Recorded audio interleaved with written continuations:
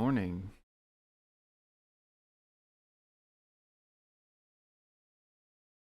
Just a tad higher, I think. Let me know if I'm too loud.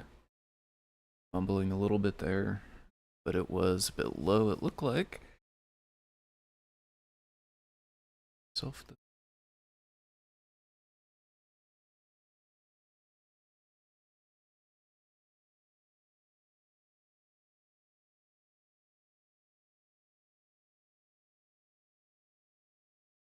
Scrolled there. What is up, Johnny? Nice to see you, my friend. Hope you are having a wonderful Pi Day here, 314.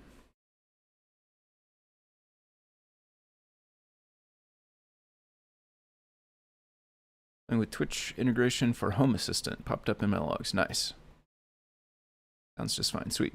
What is up over on Twitch, my friend? From Italy, Alec and Q. My apologies if I mispronounced that, but nice to be able to hang out with you here over the little interwebs.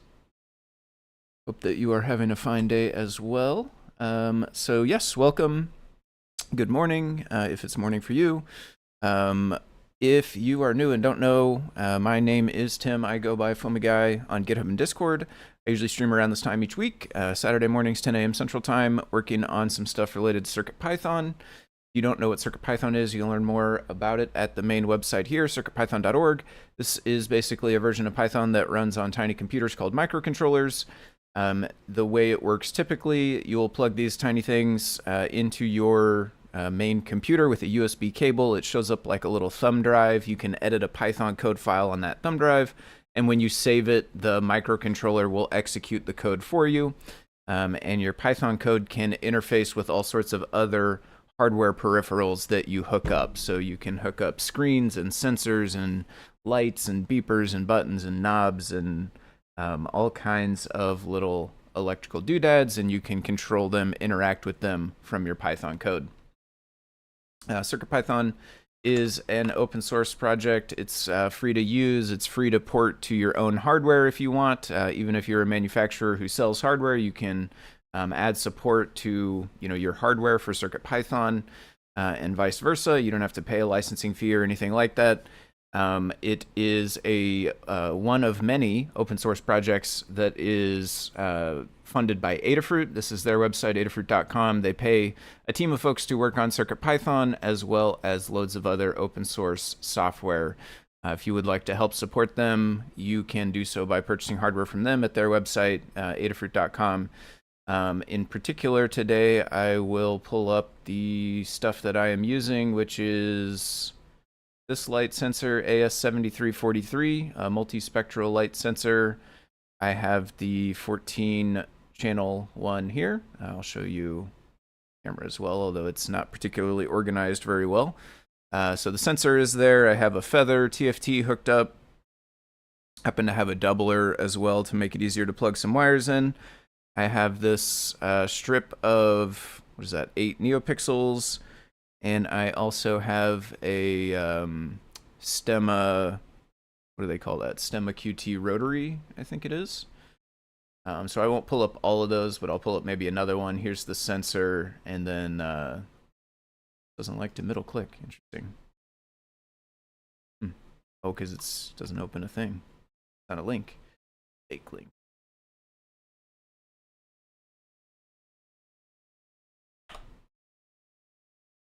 The other thing I have hooked up and the neopixels, and the plan here is I want to actually basically re-implement this demo like or something like it. I don't know if we'll do this exact thing, but I want to basically make this demo but for CircuitPython. Right now this comes from, I probably don't have any of this in this browser.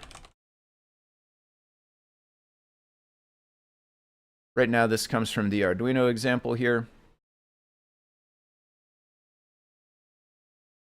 And I would like to re-implement it in CircuitPython. And I would also like to add to it a bit, because in the demo here, the only thing hooked up to the feather is the sensor. And it's just showing readings that it gets from the light bulb. But I would also like to control the light bulb, which in my case is actually the strip of neopixels. I would like to control that from the feather as well, and I would like to do it with this knob, be able to go through the different colors and then watch and make sure that the sensor updates correctly. So we have a couple of things we need to do before we can get there. It occurred to me I could probably take the Arduino example and we could probably have Claude convert it pretty easily. We might need to steer it briefly on like how it should draw to a bitmap, because the Arduino example is very sort of bitmappy based. Like it sets up a canvas that is the size of the full screen, and then it can just draw sort of pixels or boxes or text on that canvas. We don't have an API that's the exact same. Well, we have one that's fairly similar, but it's not the one I want to use. With Display.io, we don't have an API that's the exact same. But we could kind of still just use a bitmap object and, you know, a tile grid as normal, and we could paint pixels inside the bitmap. It would work pretty well, I think, to convert this, especially if we gave it that little bit of like, here's how you make a bitmap and draw pixels into it the way that I want to, right? Because there's multiple ways you could do it, but I kind of would want it a certain way.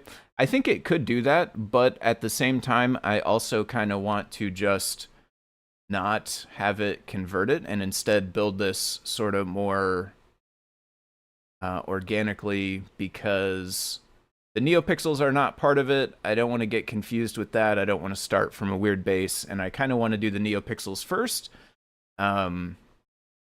And then the other thing I kind of want to do is actually maybe experiment with a different way to implement this. So this is doing one giant bitmap, and it's got all kinds of math and stuff to figure out which rectangles to draw inside of that bitmap, which we could do in CircuitPython, and probably maybe, we'll see how I'm feeling when we get there, but that might be the way that I do it first. But I also kind of want to try vertical progress bars, which is another thing we have support for, kind of like a higher level widget of a progress bar, which would make it so we don't need as much math about like how tall is the bar versus how much is the reading, and then getting the relation between those in order to plot it on the bar charts.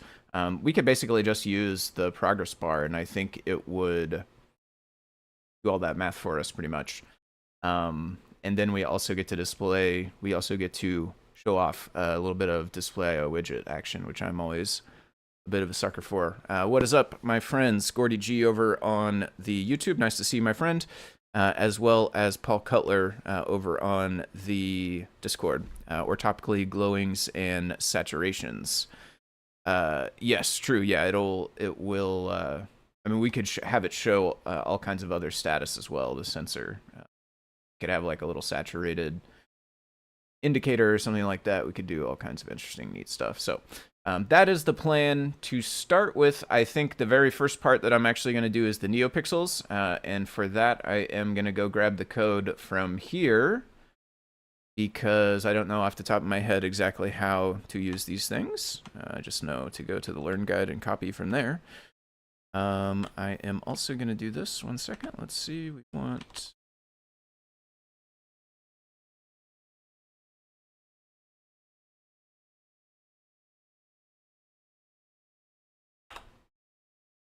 Okay. Yes. So I want CircuitPython code for this little rotary encoder Emma thing. And I am actually going to start with that. And in fact, you know where we should really start is update CircuitPython, because this thing is on 9.7, which is coming up on a year old. What is this? Do we need this? This is anchor text example. Basic. This is also a grid example, which is what was on the screen.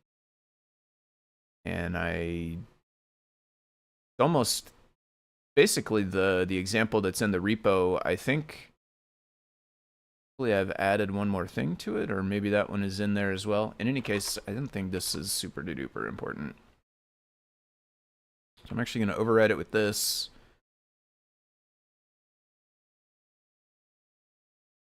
One thing is, actually, I never plugged in the stemma.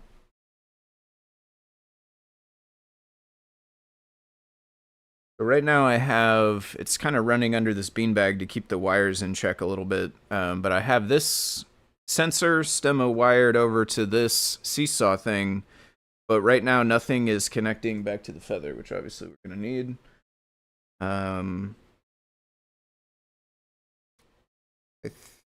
So originally I was thinking I wanted the sensor closer to the feather in the stemma wire. I don't know that it matters, but it's kind of my plan. But now I think I'm actually gonna call an audible and switch to this. So we'll go stemma from this one over to feather, which is gonna be this way. Get under this thing. Turned. There we go. That's right. That. It's a little short. But it'll do. Okay. And most of the stuff is still sort of in frame, kind of. Doesn't all exactly fit, but okay, it's at least connected. We should be able to see the output of this. I don't care about the button right now, at least. Maybe we'll come back later and do something with the button. I think so, though. Really, I just want the knob action, I think. So position, that should just print.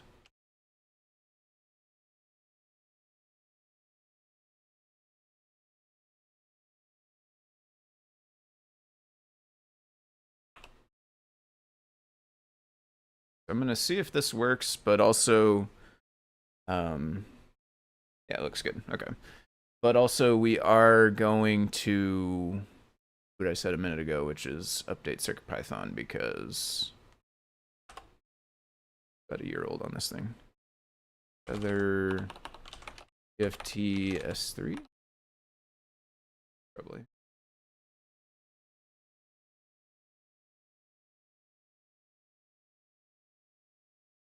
Buttons. We're going on chromatic telegraph again. If you mean the thing I showed at one point on show and tell, I think, which was stream, I may have worked on a stream as well. Like transferring messages with the lights. I'm not currently, although it does sort of look similar, right? I have basically the same components that we used back then, which was these NeoPixel lines and then a light sensor. I'm not specifically working on it, although I would certainly be lying if I didn't admit that it has crossed my mind in the last week or so, as I have been working on more light sensors that are similar to, what is it, OPT 4048, I think was the one that I was working on back when I made that sort of message transferring light-based thing.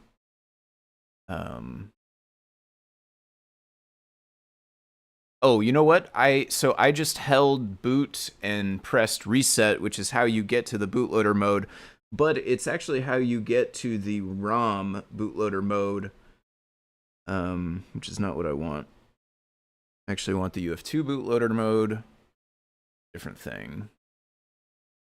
At some point, I'll have to probably mess with the camera to try to get it so that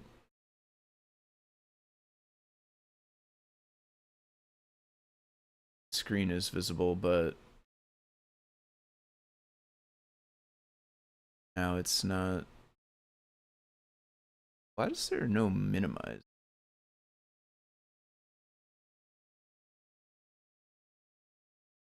I wish there was.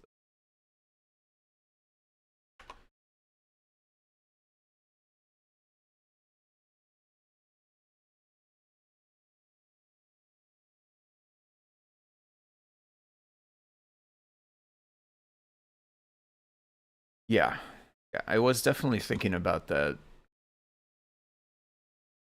About that color light based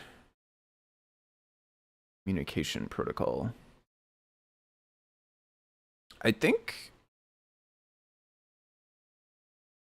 I may have lost some of the code for that. I think I don't have both halves of that anymore. I'd have to go back through. Oh shoot, we are gonna have this whole thing again, aren't we? Yeah. So this warning right here that I completely ignored and downloaded this thing from is telling me something that's actually quite important and relevant to my situation. Which is that this is not going to work by just dropping the UF2 file because I have version 0.9.2.4, tiny USB bootloader, tiny UF2, this thing, and we need this. 33. We're at 9, we need 33 in order for it to work. And as a bit of a 1-2 punch,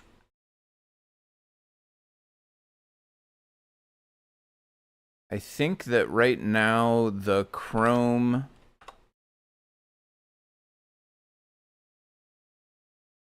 so ordinarily you could do this. Would have to kill Tio.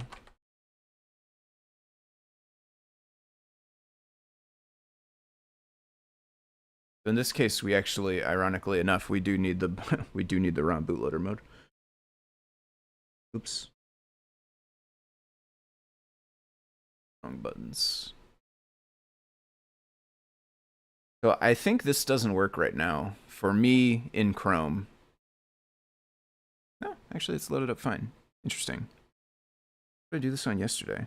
I tried to do this on a CircuitPy ESP S2. This was S2. Maybe it's an S2 versus an S3 thing? I just noticed the Discord's cut off, so I'm going to try to fix that. Second. Whoop. There we go. I just tried to do this on a CircuitPy ESP32, either S3 or S2. I don't actually know for sure which one it is. And it's not on my desk anymore, so I can't check. And it was not working.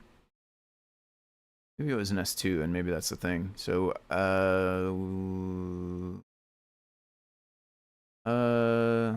actually, hold on. Let's cancel this for a second. Let's take it back up.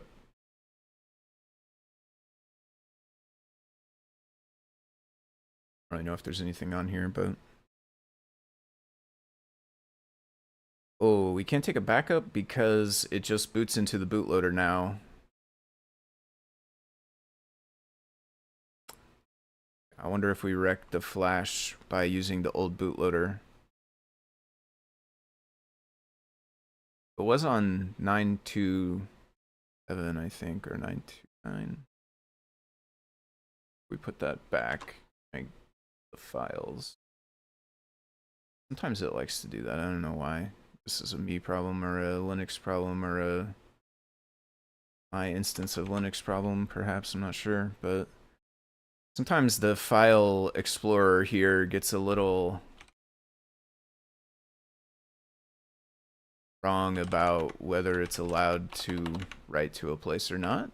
I tried to paste it and it was like permission denied, but you go to the terminal and you run cp, like no sudo, right? Just cp, so same user, same permissions as far as I understand it, and it works and complain.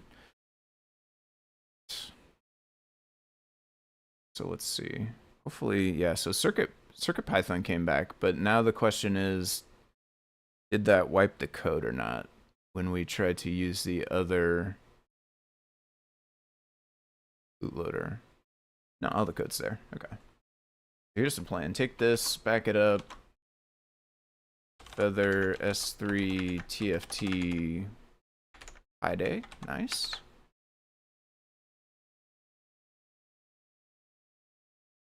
Sure that it backed up.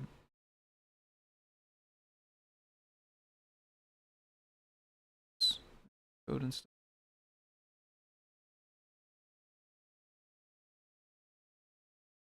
Now we do this. So we need the new bootloader in order to get the new CircuitPython. We want the new CircuitPython because ideally I want to always be trying to test the newest thing.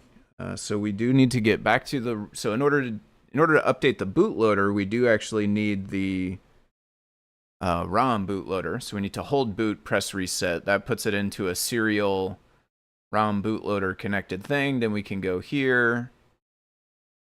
And I do have to be in Chrome for this. Looks like it is already connected. Okay.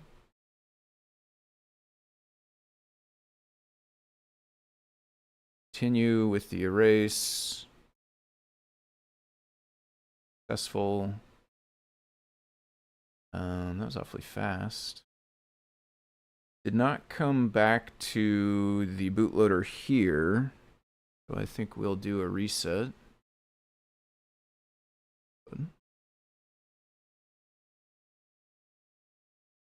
That actually went back to CircuitPython. We'll do a double reset. But if it went to CircuitPython, there's no way that it erased everything. Unless that's not talking about the whole flash and it's only talking about...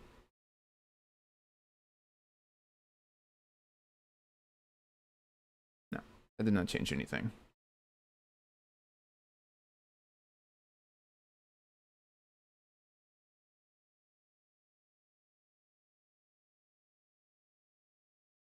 Okay.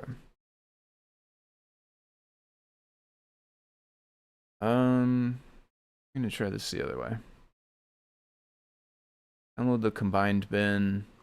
I don't think I have ever actually used this open installer for the bootloader thing or not here before. I don't think that I have ever done it that way, but I'm not sure. I'm gonna refresh this just to hopefully kill any connections that it has. I am gonna go to this one, Web Serial ESP tool, which I have used many more times, and I'm a little more familiar with what it looks like when it works and what it looks like when it doesn't. Not connected because I am in UF2 bootloader mode, but we actually want to be back again to ROM bootloader mode.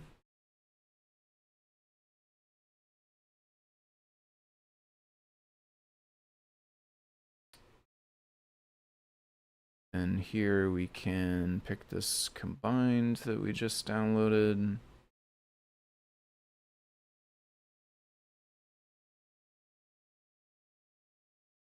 We'll check there in the file that it actually looks like the right thing.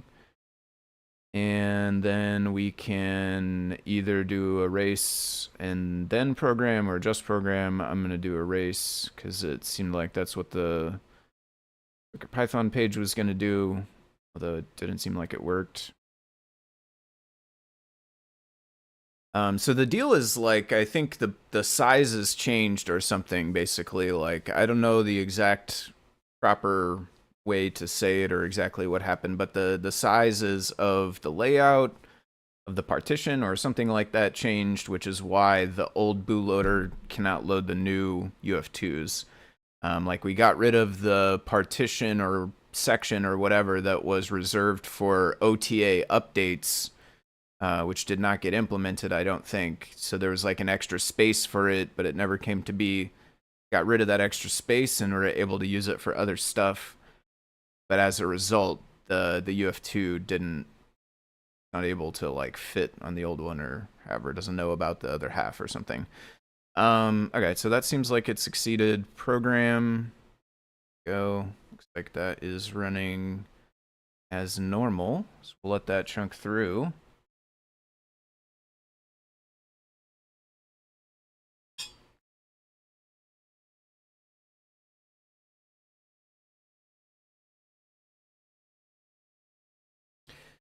Yeah, the telegraph thing with the LEDs, I think, I believe at least one of the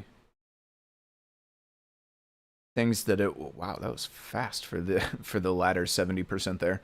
I believe one of the devices that it was running on, because it was a sender and a receiver, I believe at least one of them got corrupted. I don't know if I managed to get the code off of it.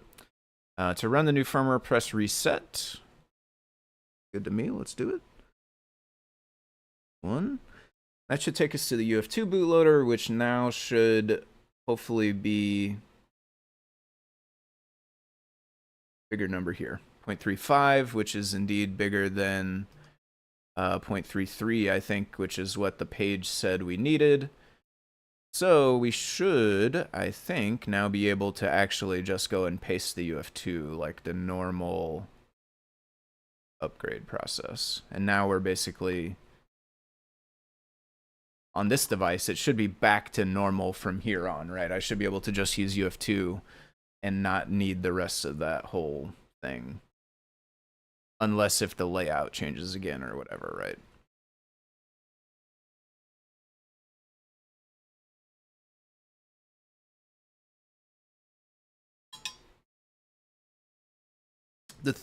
One of the things that made that project challenging, as I found out that color telegraph thing, you really kind of need an enclosed box. You need the light source and the sensor to be like fully encased and unable to sense the surrounding environment. Because what I found when I was trying to show it, especially because it's not very interesting to show a completely sealed box and just be like, there's lights in there and they're blinking.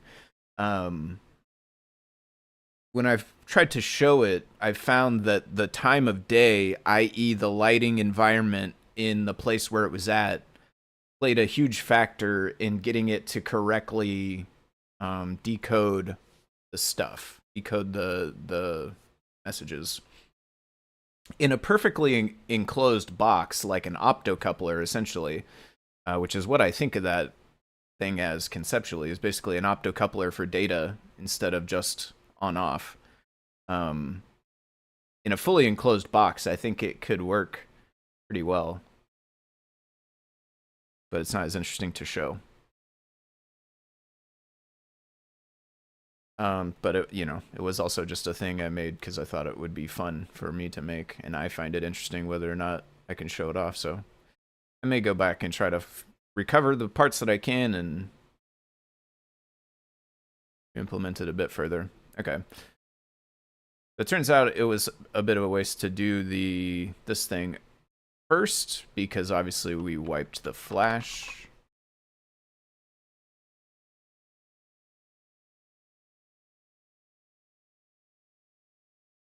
We'll just get back to where we were real fast. You need a fiber optic link or a couple of telescopes. Yeah, or I mean, if you fully enclose them together, then I think it could be just fine. You just need something that blocks out the room. Or you need much more fancy sort of filtering math to account for the differing environment. I did not have it all. I suspect it'd be possible to do something like that as well. Alright, this should run now. We can get back to TO, except that the device is not there. Maybe it changed to ACM, something else. ACM1, yeah. So a lot of times when you go back and forth between all these different UF2 bootloader and ROM bootloader and CircuitPython and back and forth a bunch of times, it ends up changing the serial port that it connects as. See anything printed, but I guess would have just printed before. Okay, so we're back to where we were, but we have updated CircuitPython now, which is good. A little bit of a detour, but I think it's nice, honestly, to be able to show that kind of stuff on stream as well, so if other people ever run into it, there's like some record of a visual thing you can watch to figure out how to get past it. Next thing I'll do is set up the NeoPixels. So we have now a rotary encoder that counts this number for us as I spin it, right? So as I spin the encoder down here, we get the number going either up or down based on which way I spin it. So what we do is we take that number, we feed it to Rainbow IO. Rainbow IO takes numbers 0 to 255, and it gives us back a color of the rainbow, and it sort of shifts through the rainbow as you change the number of the input. And we are going to use that together with NeoPixels. I don't actually need demo code for NeoPixels. Pixels is one of the things at this point that I can actually just do.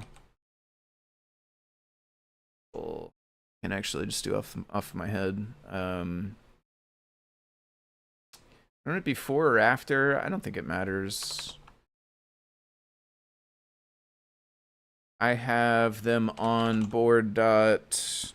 I did D5, I'm pretty sure. There are 8 of them. I would like the brightness to be non-blinding, ideally.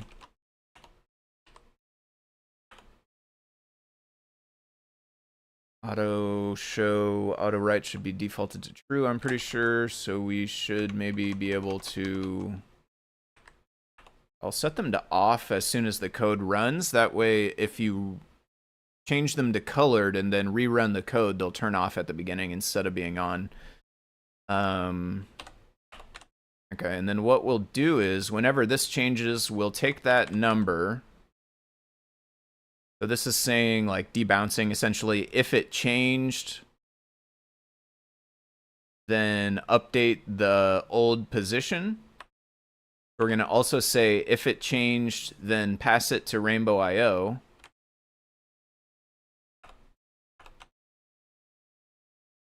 A built-in thing. Rainbow IO.color wheel. We can give it position, and we can just modulus 255 so that it will. Or do we need 256? Need 250.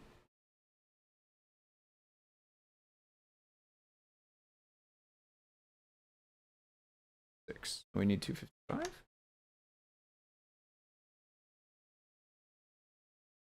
We need 256.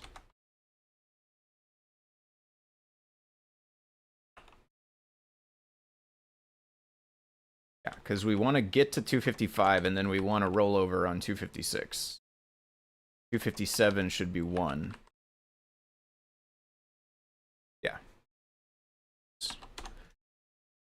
Off by 1 errors. Bane of my existence. Many decades and counting.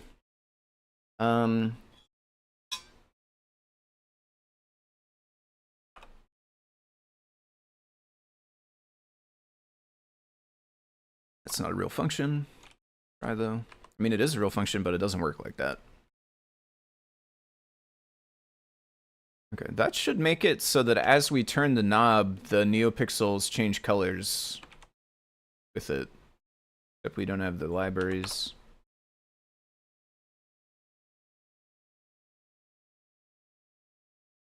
Oh, that should be pixels, not...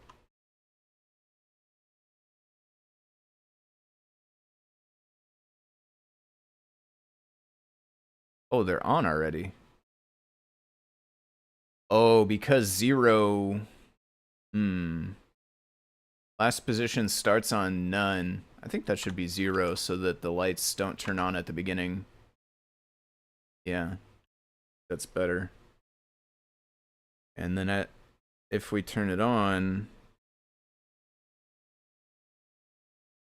Okay, and now I know it's kind of washed out, but you can tell that it's changing based on the glow surrounding it, obviously.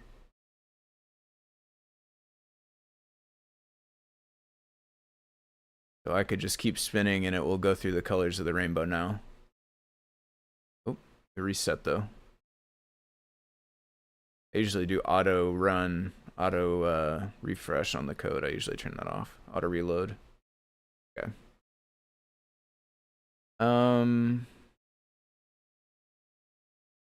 I think I want it to be...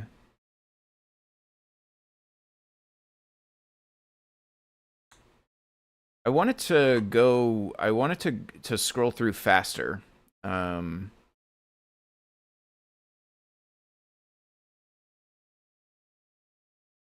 We can't just do position times 2 because...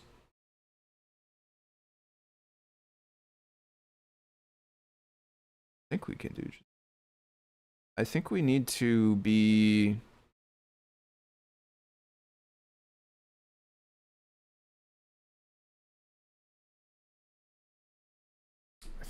This is the way that's coming to my head for how to do this. But what's the point of coming up with a new common method for two devices that are both inside the same sealed box? Well, so only the device itself could be outside the box, but the sensor needs to be. Color telegraph has the advantage of security by obscurity. Well, I mean, they both have the same security by obscurity, because as far as I know, this is not any kind of like standard thing, the way that I've converted the bytes to colors. So a fiber optic would probably be ideal, like, for this concept, because then it could go a long distance, right? And they don't need to be in the same box because the light is like isolated because of the fiber optic cable rather than the box. But I don't have the means to hook it up to fiber optic cables, really. I don't think. And so in my mind, the way it works is you have two microcontrollers, right? Two systems, two, they could be computers as well. They don't have to be a microcontroller, but you have two systems that are isolated. They're not on the same network or anything. And you want to be able to share data between them without actually hooking them up to the same network. So this gives you sort of an isolated way to do that. One of them has the color sensor with a wire, a regular copper wire connected, you know, I2C in this case, a little stemma connector. The sensor goes inside the box. The wire runs outside the box and plugs into that system A. The other one has wires, regular copper wires connected to neopixels. Those neopixels go inside the box. The wires run outside the box to system B. Now, system B can use the neopixels to send data to system A. And then if you want bidirectional data, you need, both of them need to have a sensor and both of them need to have neopixels. But I don't think I got into bidirectional just one way when I did it. But yeah, I will definitely agree, like, fiber optic cable would be basically the ideal way to carry this signal instead of locking the sensor and the light together in a box.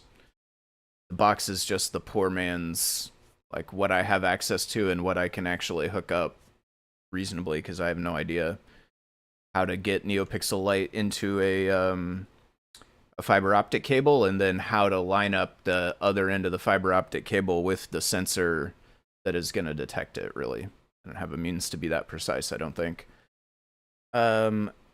I think what I'm going to do is just keep track of a color index separately. So that is also going to start on 0. And what we're going to do is we are actually going to just gauge whether we went up or down. So if the new position is greater than the last position, that means we went up, which means I'm going to go cur color index equals cur color index, but I'm actually going to add like 16.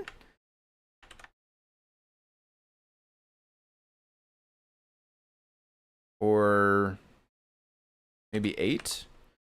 And I am going to modulus also by 256 because we want this to wrap around as well. And then else, if the last position is greater than the position, is the only other option because they can't be equal because of this, it's going to be the same thing but minus. And then here, it's going to be the per color index. So this will count essentially up and down by chunks of 8 based on which direction the knob turned.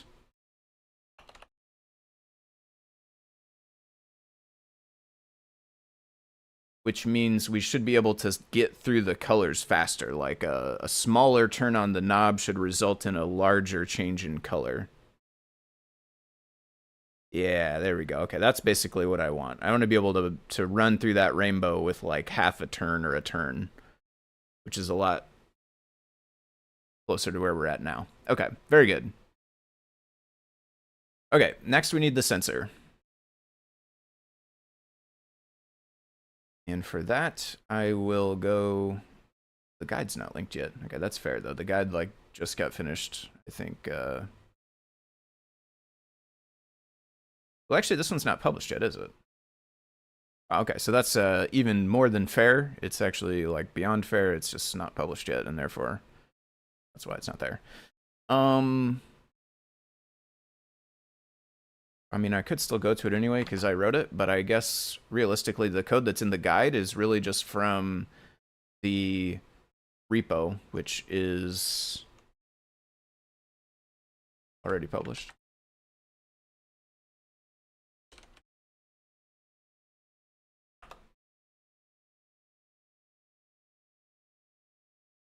Oh, whoa.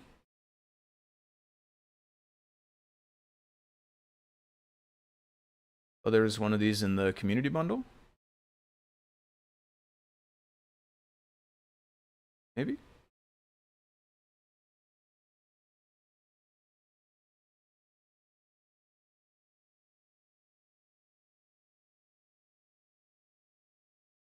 Hmm.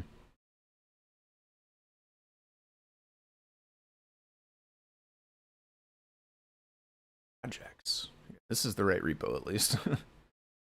Just there eventually. Let's start with simple test. We already have I2C because of the rotary encoder.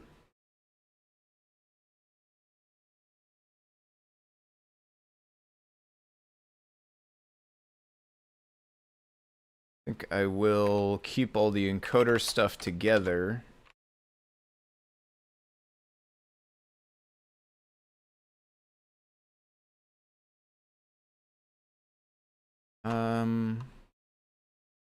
Probably won't use these directly as is, but they're going to be good to have.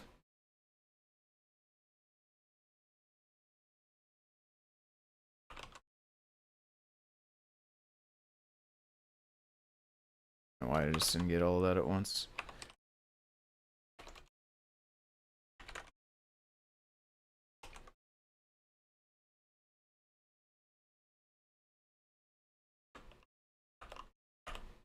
Oop.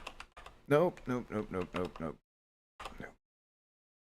Trying to go too fast. Should give us now both the... Well, give us install error, because that's not installed. Or an import error, rather.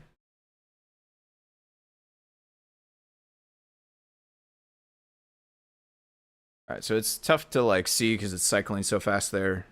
But theoretically, if we were to get this on, we should be able to like see those values changing. I went basically from red to greenish. Green ended up on 486 towards the end there. I kind of go way up. Find green back here. It was on 125, so we can see that basically tracks pretty well. Now we just draw the rest of the owl, or in our case, graphs.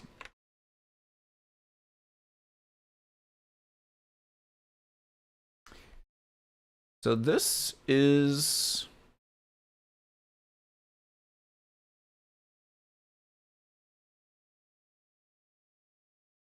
Is 8-bit color?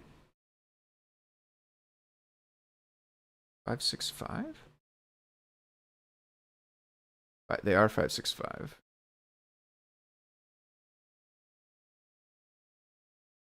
Actually, we kind of want, we don't want them that way. We need to convert them to full 24-bit 888 because 8 bits per pixel because, or oh, more than 8 bits per pixel.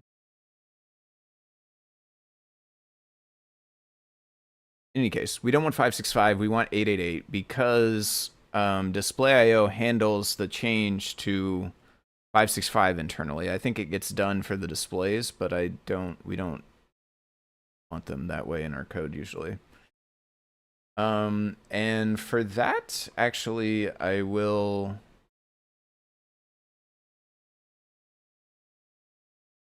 think,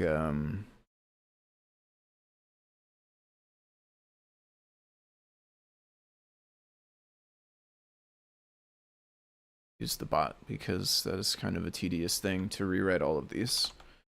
I mean, the whole thing is sort of an exercise in tedium. I'm going to be logged in there.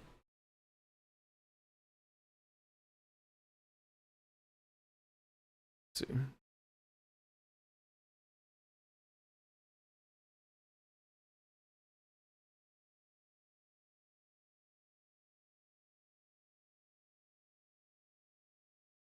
Yeah, I think let's do it this way.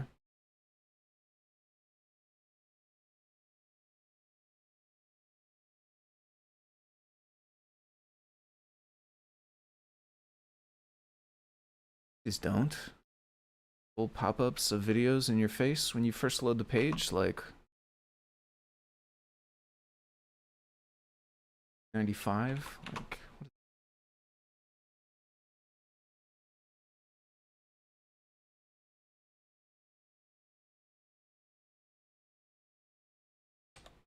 so I don't know if it will actually convert them correctly. I'm kind of tempted to ask it for code that will do this rather than just the answer, because I think it's more likely to be able to write the code to do it than to actually just correctly translate them. It might work either way, but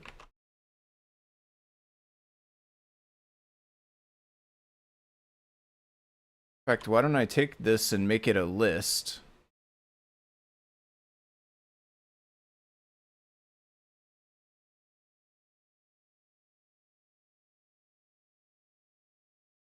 Get Python instead of C.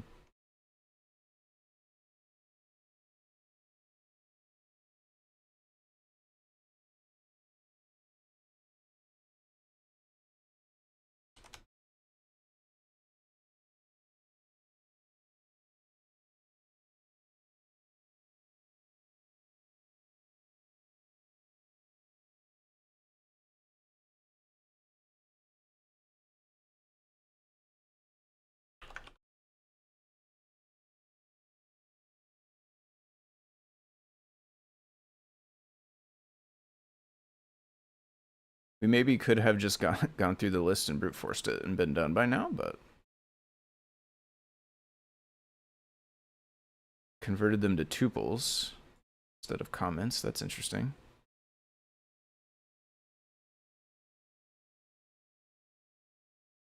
Apparently what I think.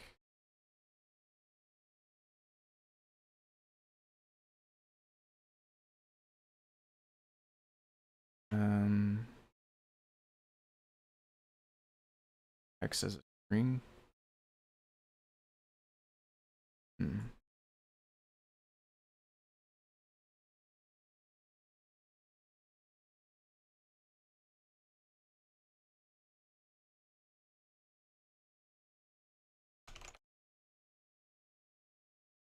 Int reason. I'm gonna just say hex it.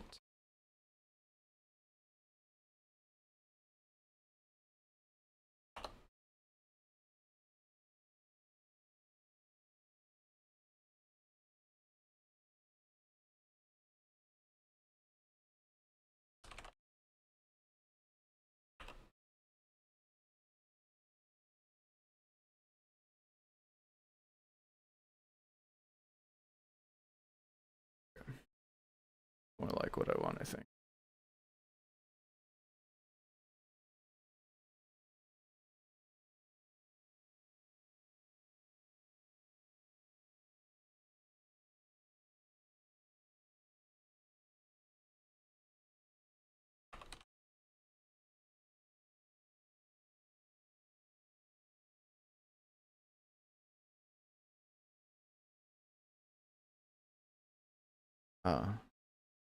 Yeah, I do want this fancy one.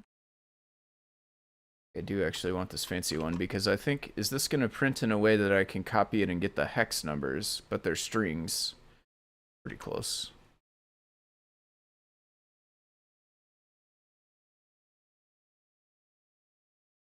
I'm going to call this bar colors actually.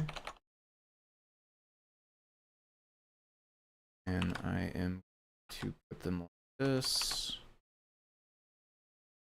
Should be getting rid of the quotes as I go, but I think this will be faster once they're in a column here.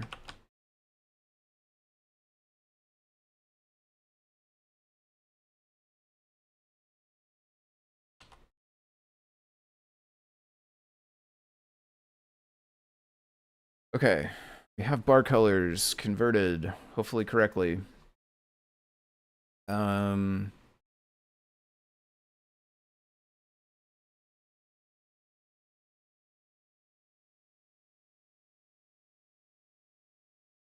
So it is doing bars that...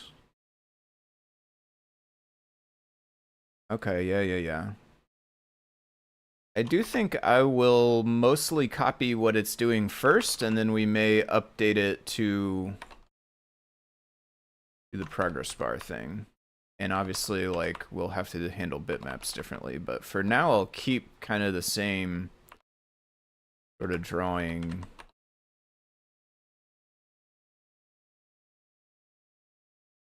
Broad concept going. The display size is the same, so these numbers should basically match up.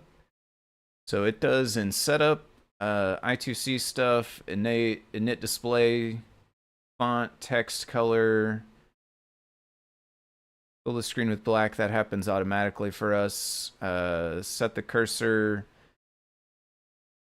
Set the text color. Oh, okay, this is all if it failed. We don't even really care about this too much. It shouldn't. If it fails, we're gonna... I mean, maybe we'll come back and do this, but probably I'll just raise the exception for now. Configure the sensor. Yeah, those will get...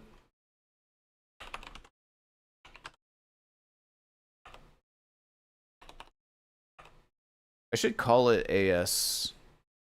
It's just called sensor right now, is it? So yeah, we should call it AS instead.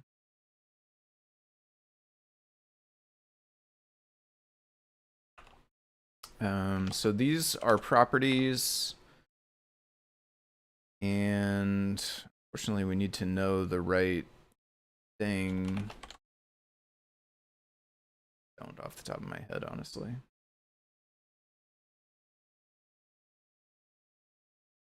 Unfortunately, we got...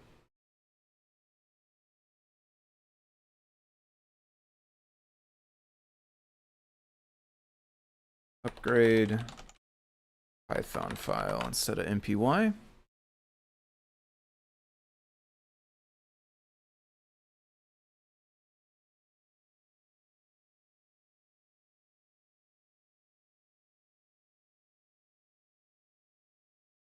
Need gain constant thingy, this one.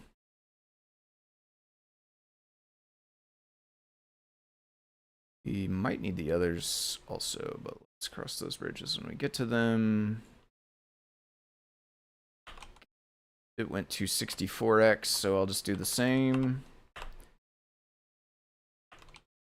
A time is a field, which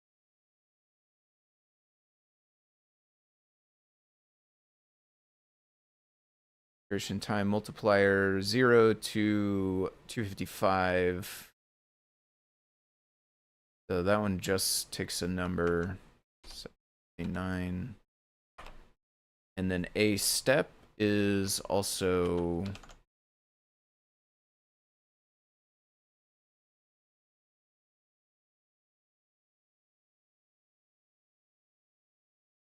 effectively just a number.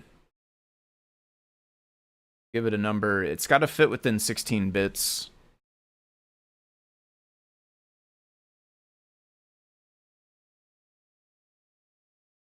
Number you gave it Oh, actually, it's got to fit within 16 bits minus the very last one is reserved.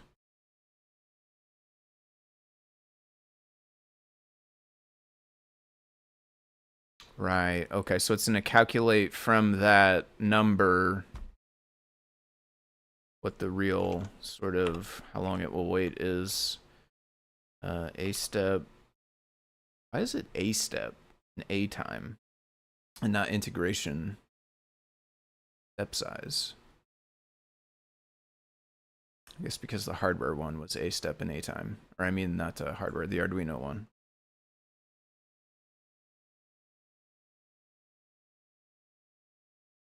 Backlight we don't have to mess with. That's all the setup. Get the readings. That's easy. We can do that. Find the in fact, we're already doing it. Find the maximum value for auto scaling. So this is finding the maximum value of readings, I think.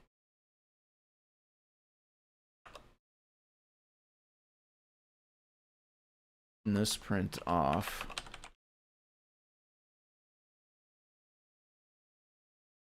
Doesn't match the red indentation, but it's also not Python code anyway. So this is looping over num bars. I have num bars anywhere. Do I have num bars? 12.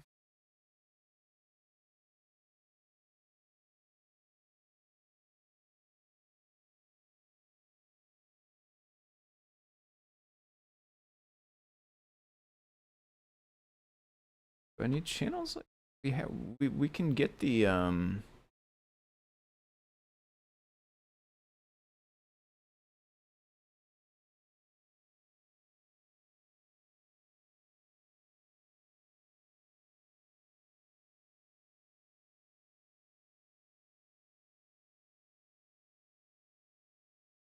yeah, we do need this actually because this is a list that has the ones we want. So the thing is, we only have 12 bars, but there's actually more data in all channels. All channels returns multiple copies of the visibility data. Because there's the way I understand it is the sensor actually has a ton of little sensors inside of it. It's just like sensors all the way down. And it runs like 3 different sort of phases to the reading. So the first phase gets these things. The next phase gets these things. The next phase gets these things. And you can actually disable it to where it will only do one of them if you want. But each of the 3 phases, it gets a reading for the light color, the clear light channel color. And there's actually 2 different sensors for it. There's a top left sensor and a bottom right sensor. I guess so you can tell roughly which direction the light's coming from, which is actually kind of crazy if I'm understanding that correctly. Which I don't know if I am, but that's how they're labeled. And we don't need all of that. We really want, it's actually 12, right? So we actually just want these 4, and these 4. And that's 12 because it's 4 times 3. Which means we need a way to be able to pull out those 12 in the correct order that we want. And the way that that is happening is actually this list.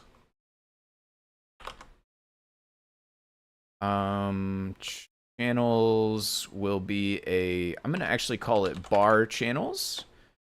Because like each channel is assigned one of the bars in the bar chart, basically. This is Python. We don't have to declare how big the list is. It is a list, so it gets square brackets instead of that, and we don't need a semicolon. And it's still very mad because it wants me to be using the channel constants that exist, which is fair because hard to use things that don't exist. Channel right here.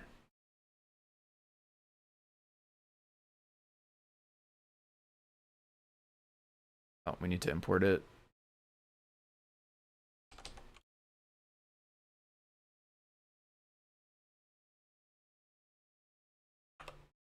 So F1, F2, FZ.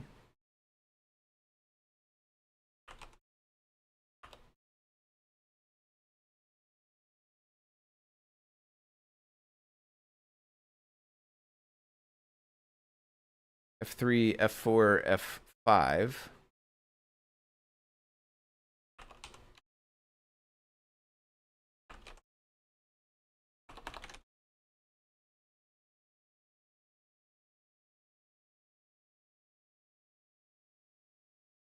FY, FXL, F6. So Y and then XL and then 6. Channel Y, XL, 6. Oop. 7, 8. NIR. Fair enough. Bar channels. Labels. Yeah, we do want that as well, in fact.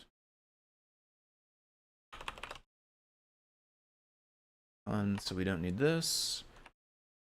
We could actually keep it as a set because they are unique. In Python, that would be a set instead of a list, but let's make it a list because it doesn't matter one way or another.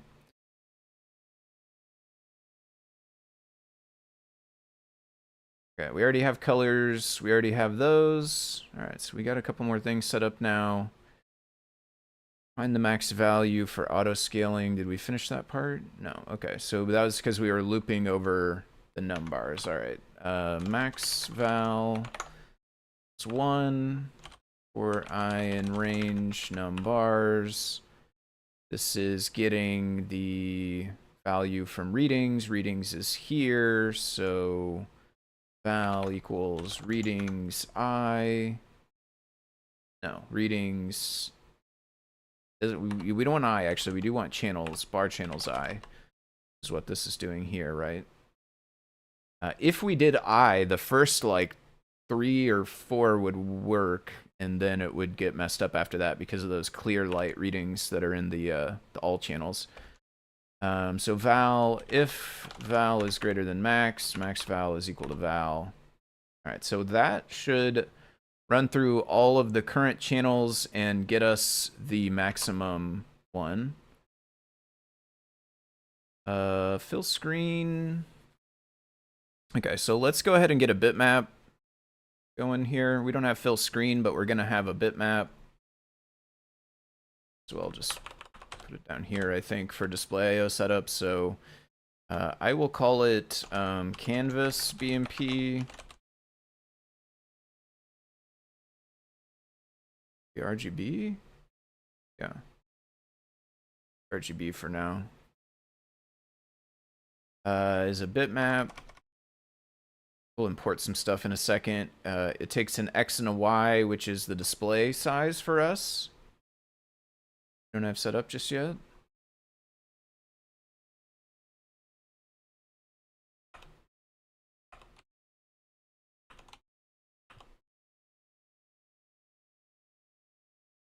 Is that right? Yeah, I think so. Number of colors.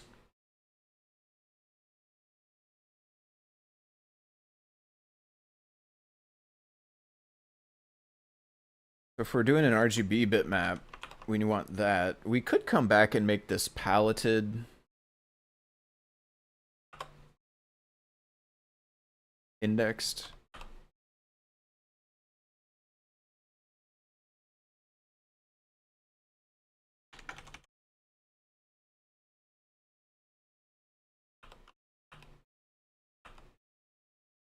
Pretty sure the default one does 888 to 565, so I think we can just leave the default there. Tile grid, bitmap, shader, color converter.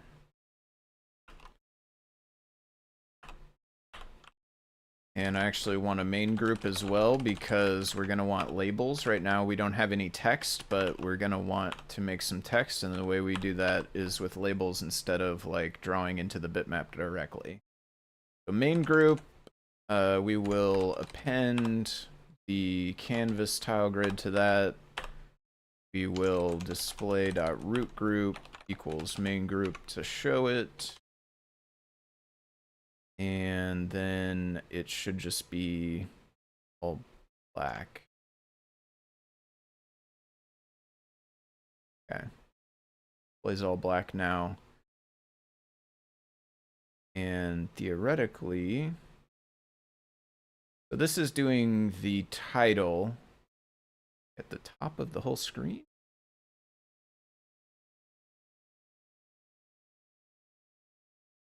Yeah, I think this might be at the top of the whole screen, which we're actually going to do with a label. We don't need to mess with it inside the main loop.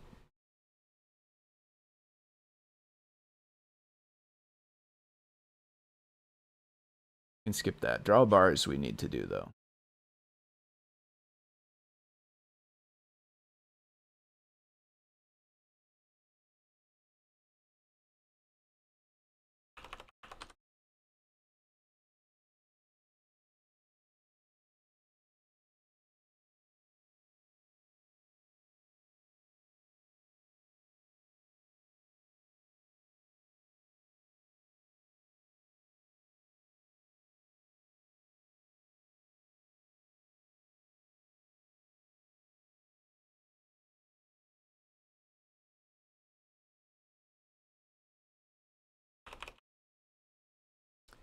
Okay.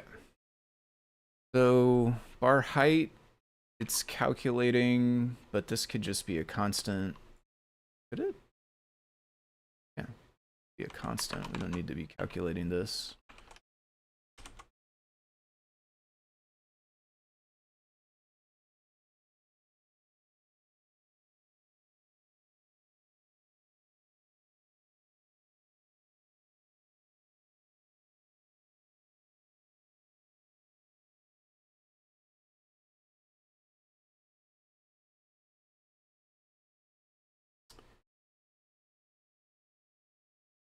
Loop over the number of bars.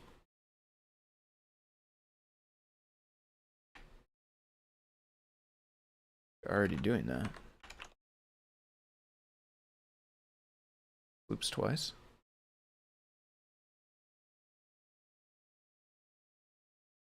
Twice. I mean, it needs the maximum, I guess, during this loop. No choice but to loop twice, I suppose. Get the current val.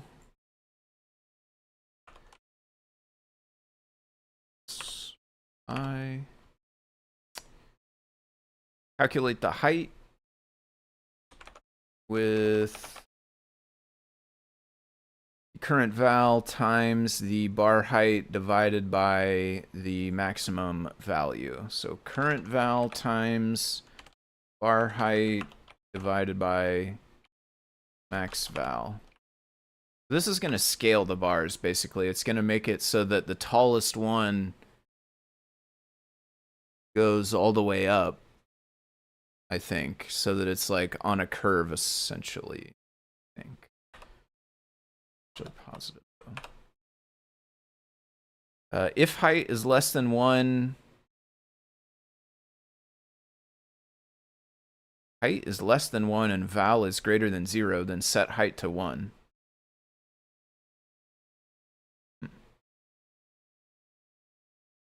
Okay.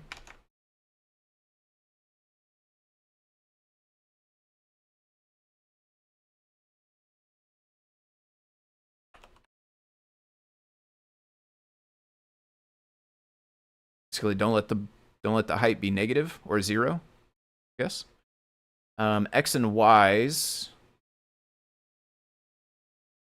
X is the bar left plus current I times bar width plus bar gap. Y bar bottom minus height. Minus height, yeah, because the bottom is at the bottom of the screen. So it says fill the bar, which says canvas.fillRect. We don't have that, but what we have is bitmap tools.fill region, which takes a destination bitmap. Click all the way through. Destination bitmap, and then x1, y1, x2, y2, and then value. So I think we should be able to go fill rect x, y. No, this is taking width and height instead of x2 and y2. So we actually need x plus bar width and then y plus h, not bar height. Bar height is actually full bar height. I guess that's why it wasn't done before. Let me change the name. Full bar height. That's the maximum that a bar could be. H here is the height of the current bar that we're working on as we loop over all the bars, except I accidentally put this outside the loop, which is not going to work. There we go. We need a color. The color is the bar colors I. Yeah, bar colors I. Okay, so that should fill a box with each relative value from readings. This is putting labels below the bar. I'm not going to worry about that just yet because we're going to use actual label classes. We can't just put that in the bitmap how it's doing here. This is also doing text. This is writing a little bit of text on the top of the bar. You can hardly see it, but it's like little white text on the top of the bars there that is showing the actual values. And I'm also not going to mess with that just yet because they're going to probably use labels for that as well. I don't know if it's going to be able to fit. We're going to have to see if that'll fit. But that's actually the end of the code. So this should draw the bars themselves, I think.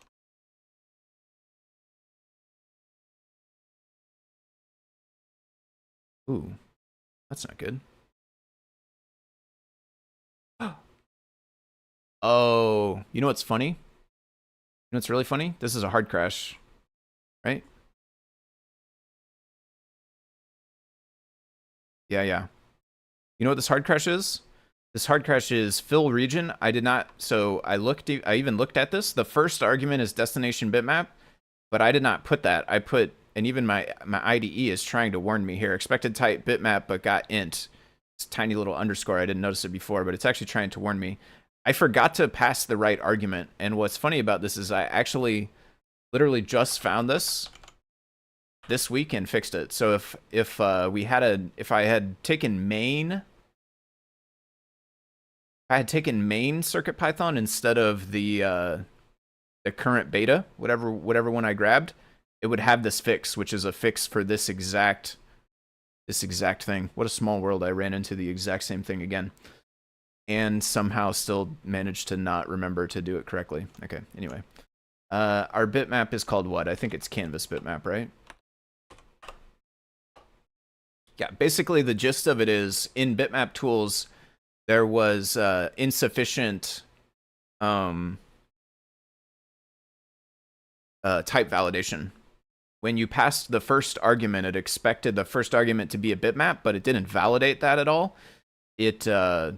It just assumed that it was and tried to use it as though it was, which oftentimes results in memory errors when it tries to access things that don't exist.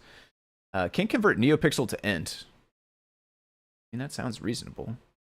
I think it's probably true. Can't convert neopixel to int. 158.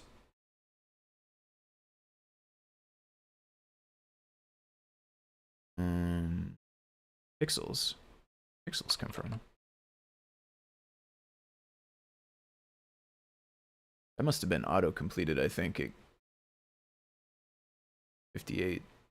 Out of region. Out of range of target. So the question, though, is that the...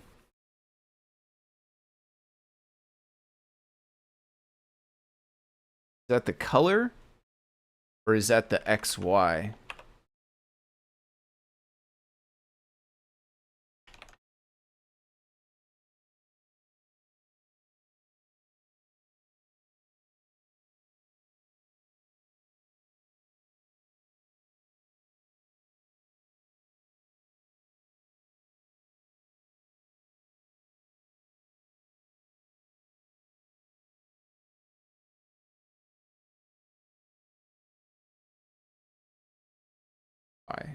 Y is bar bottom.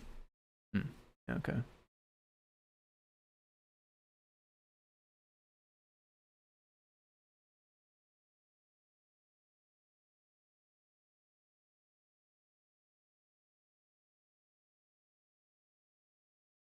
Okay, so that's one problem. We can't have a...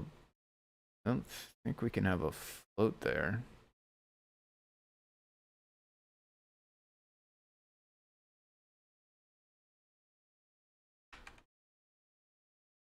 Now, how did we end up with a float anyway? Honestly. Oh, right. Yeah. Should probably int it back here, I think.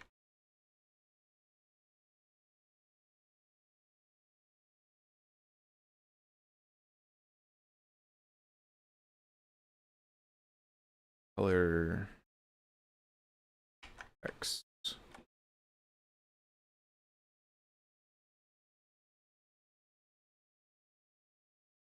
That's too big.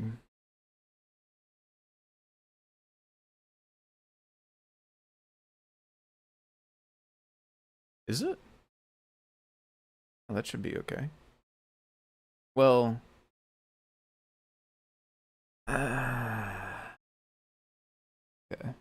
Hold on.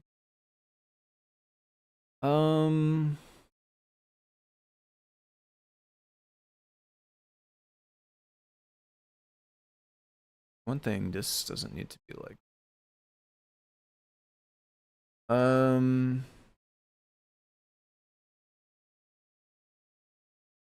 Yeah, the problem is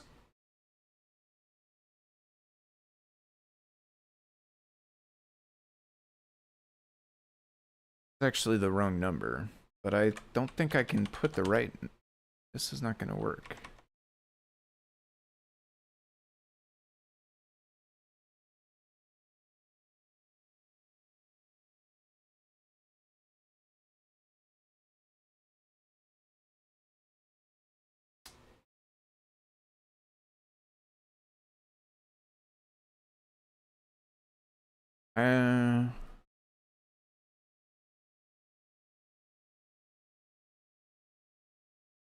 Yeah.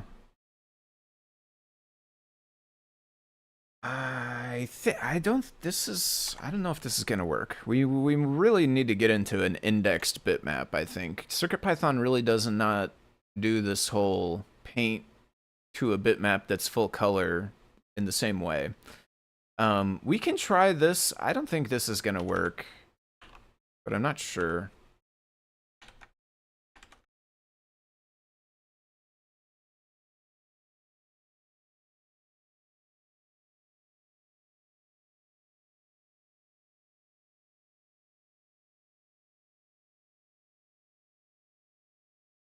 Got further.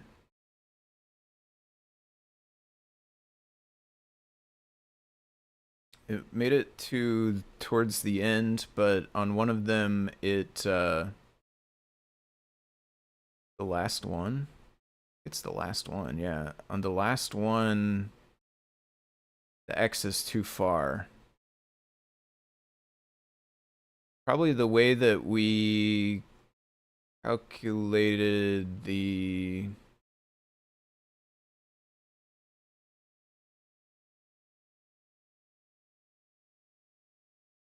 Basically, we need to save one pixel somewhere so that we can fit within the bounds. It tried to draw from 224 up to 241, but it can't do that because 241 is outside of the right edge of the picture, the bitmap, and it throws this exception. It doesn't just do its best. In order to bring that back by one, we pretty much need to either make all the bars less wide or make the gap between them less wide. Or like try to make a special exception for the last one, which I'm not going to do. So I think what we do is this instead. See where that gets us. Okay, so the display is still black, but this is running and not crashing. So that's good. That's a step in the right direction. The display is black. Why would the display be black? That would be because...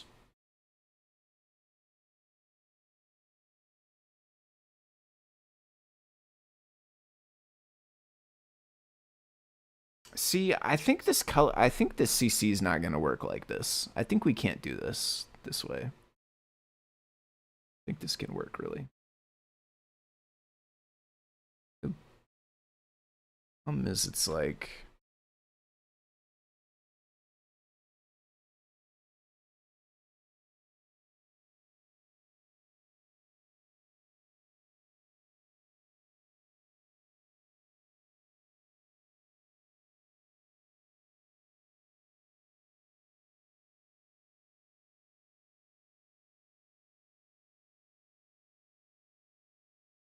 So the main group has the tile grid in it. The tile grid is set to the canvas and is set to the canvas color converter.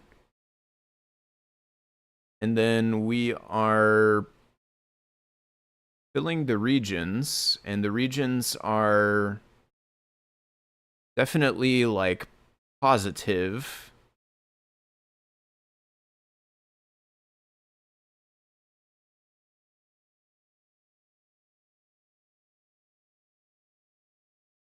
Like, the region is definitely a positively sized rectangle.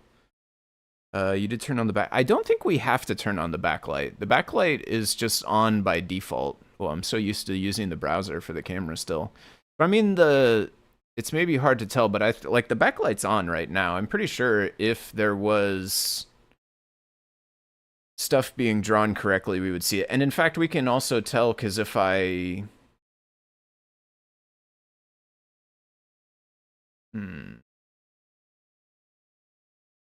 Actually, why does...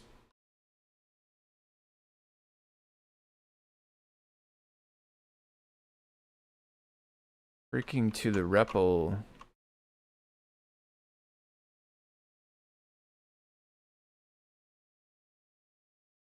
We need to turn on the backlight? But the backlight, I swear it's on. Like, I can see the black pixels lit up. Does this ever...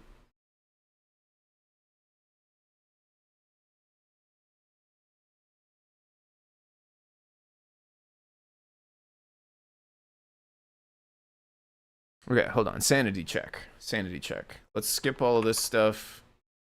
Let's just make let's make a new thing that is not color converter.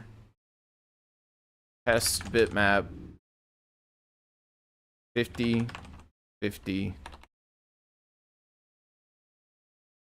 Colors, 3. Palette.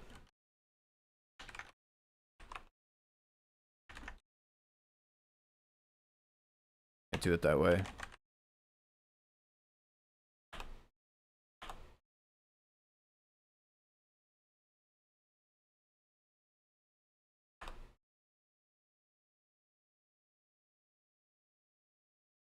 Doesn't really matter what we put here, I don't think.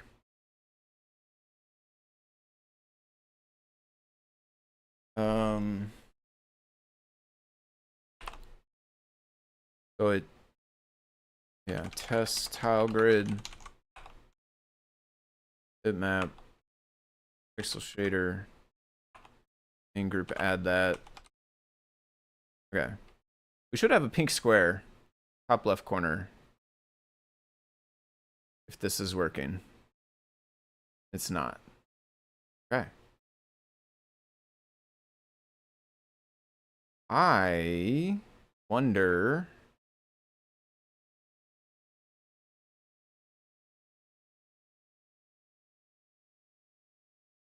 I really don't think we need to turn the backlight on, though. I'm like, I'm really kind of pretty much basically positive that it does its own thing and it should just work. Because, like, now the backlight's off. Now it's on. But we still never saw anything.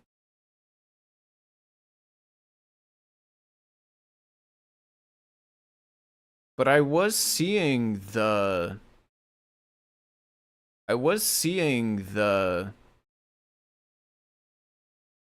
the terminal earlier.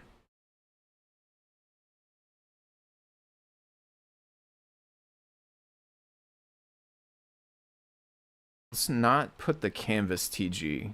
I still am skeptical of this. I think this does not work. It shouldn't break this though, so we definitely outside the realm of what I understand at this point.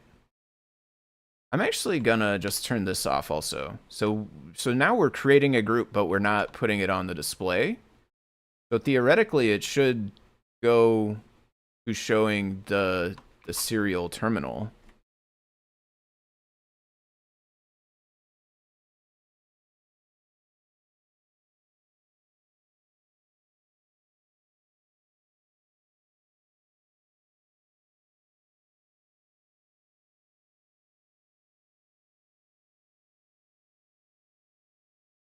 Did it ever show the serial? I'm about to like go back in the stream. Was it? I swear it was showing the serial earlier. Hold on, we're gonna do a full power off. Full power off. Wait. Full power on.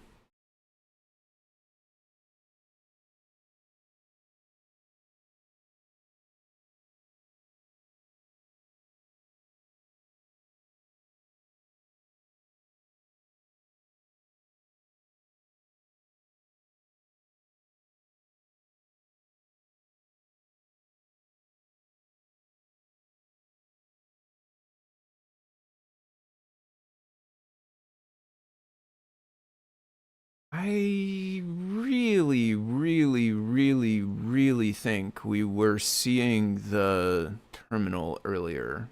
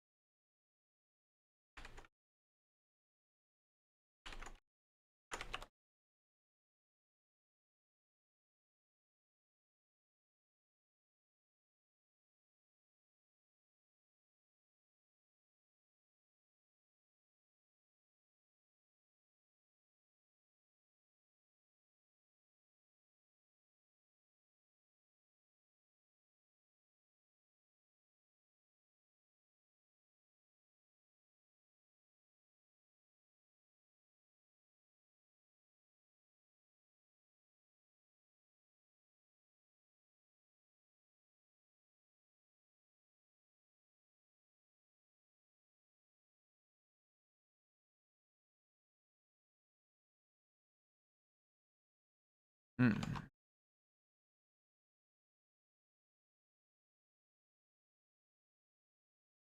I'm very confused, as you may have noticed.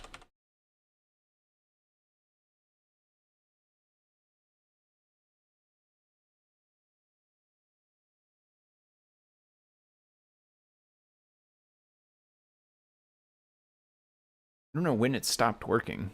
The problem. I guess I don't know. Like, I'm pretty sure it was working before. But technically, I guess you could not say that I'm all the way entirely 100% sure. Pretty darn sure. But I mean, it's legitimately just not right now.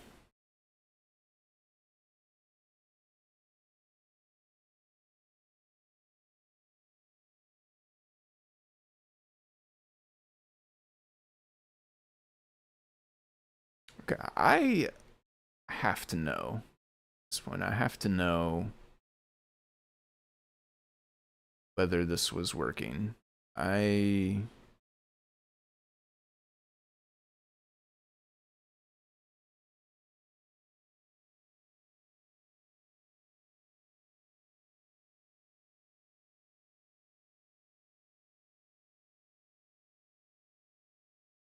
okay, I could copy it from back here.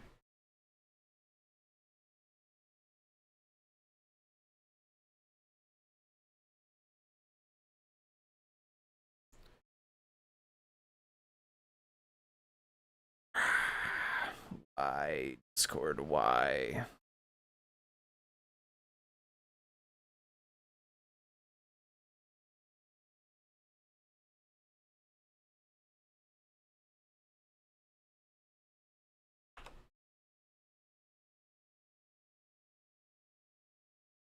Thank you. Took me a second to get back to it. I did make it.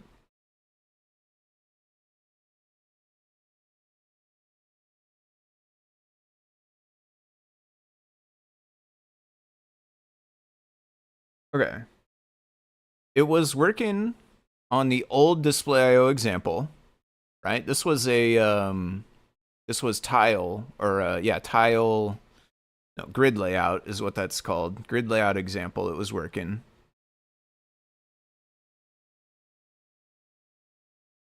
Me yammering. The display was working fine in the bootloader, right? We saw the bootloader a bunch of times. It took me forever to get worked through the bootloader. I want to try to see if if the display ever came back after we installed CircuitPython, the new one.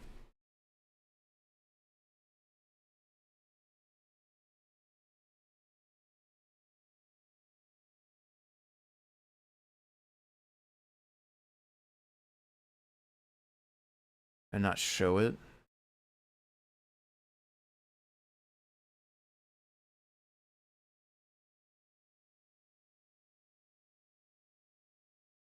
Not show it.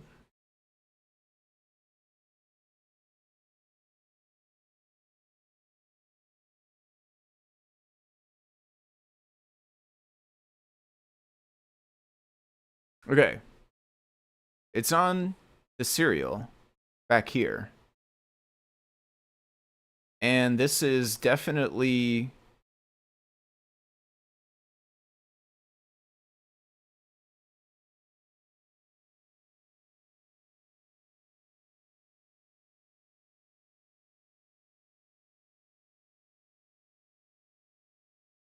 oh, it's right there. Okay, and this is definitely post-update, because 10.2.0 Alpha 1 right there. And then it was for sure showing the serial.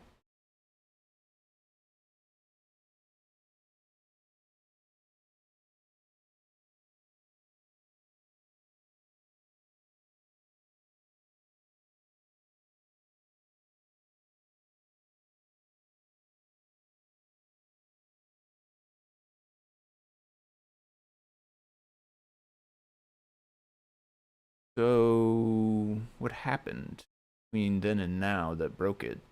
Even for the system. That's the weirdest part to me, is that it's broken for the system also. Okay. I'm glad though that I'm not entirely crazy yet.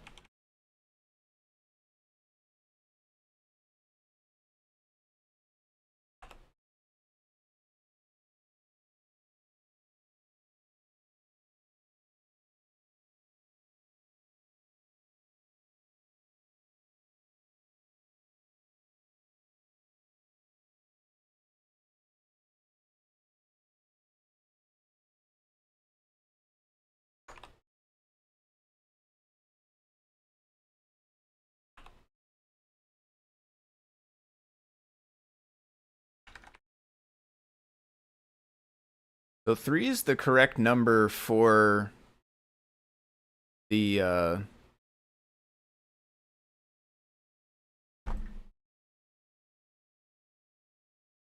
serial console.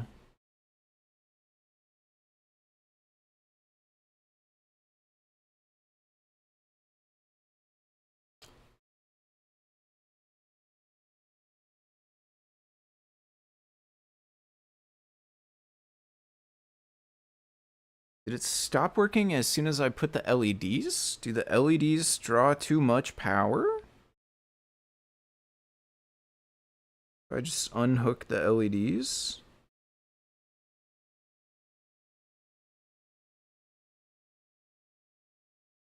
Sorry, Tim, which version are you on? There was a recent ESP display bug that just got fixed. I'm on the absolute newest. I downloaded it just a few minutes ago from CircuitPython.org. And why can I not? Dude, this is like faster now or something. Well, not absolute new, like newest released is what I'm on. Not newest from S3. Didn't I feel like my mouse resolution is different? I wonder if I bumped the button.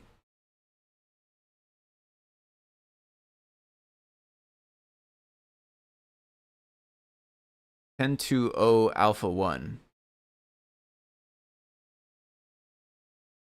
But it definitely did work at some point, right? Like we just went back in the stream and saw that it for sure did show the display after going to 10.2.0 Alpha 1.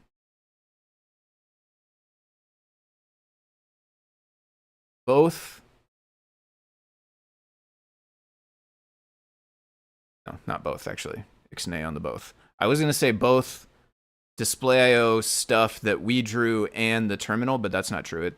We only saw, I'm like 99% sure we only saw the terminal, the serial console on the display. Ever since updating CircuitPython. Okay, so now that's showing.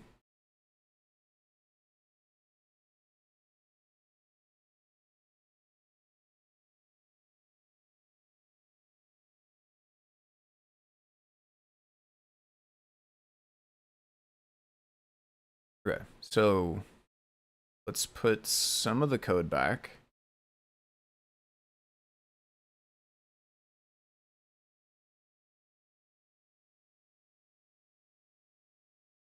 Which is everything except the display stuff still.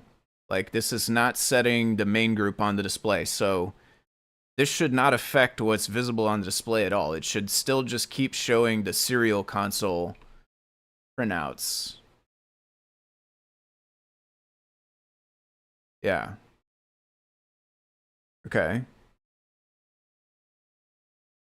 I'm going to try without the canvas because I still am skeptical of this color and this color converter situation. But I would like this. I'm going to keep that. But we should see a pink square. That's it, just a pink square. Up here. Okay. Pink square is good. We have passed the pink square test. Okay, I'm actually going to keep the pink square and do the canvas also. It's also. And then does this wreck everything?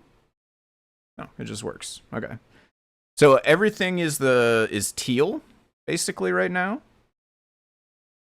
And it's not changing, and I assume it's not changing because the light's not changing, and I don't have the NeoPixels hooked up, so I can't do the knob anymore. Is it possible it was the NeoPixels? I guess let's reconnect the NeoPixels. Let's not mess with the knob just yet, but let's at least reconnect these. So ground is going to be tough, actually. I did this before the stream because it was easier to see. So it's reset 3 volt, 3 volt ground. I do know that. So reset 3 volt, 3 volt ground. It's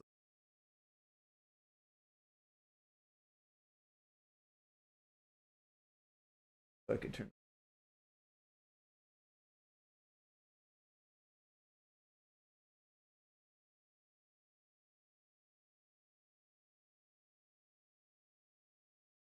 Reset 3 volt, 3 volt ground, and then I need USB on the other side. Battery enabled, then USB. Third one down. Battery enabled USB. NeoPixels are connected, but not turned on. So let's rerun this.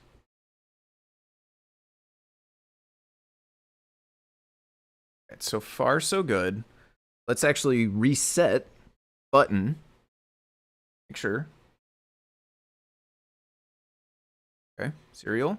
Okay, so far, so good. And then the last one I'm actually going to do is full power as well. I want to do a full power off, full power on. NeoPixels connected, everything's connected. All right, there we go. I'm going to take the pink box out.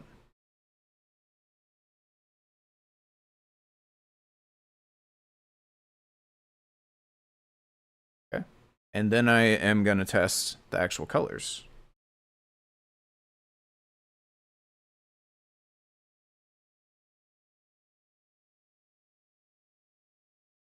Okay.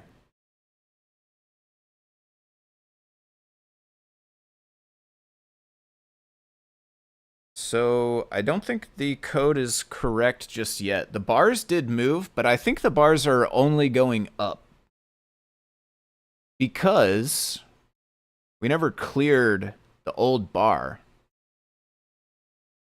This is filling the current bar level, but nothing is clearing what the old bar used to be. So if the level goes down, you need the bar to get smaller, which means you need to erase, you need to clear the top part of the old bar, or clear the entire old bar and then redraw it again, which is more the technique this is going for.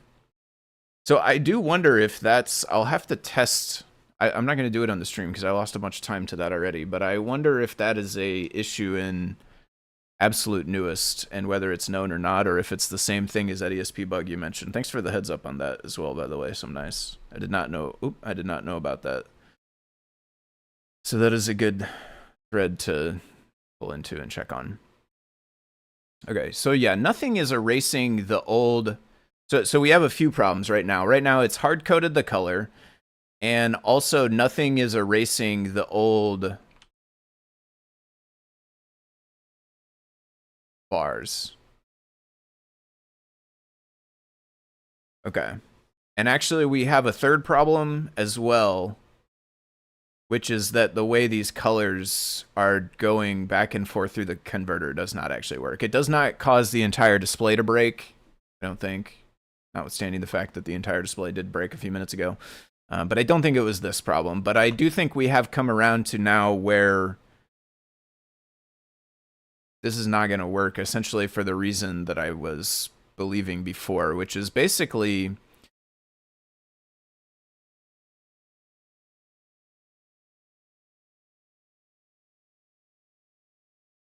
it's not, I don't know the right way to explain it, but basically the bitmap can't have a full 20, the bitmap can't be set to a full 24-bit of colors, which is what we have here because of smart guy from before who converted them. But you might be like, well, we could just use the unconverted ones that were already 565.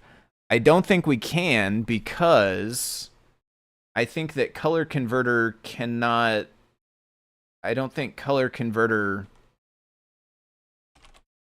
can work with tile grid to do what we need, basically, in this case.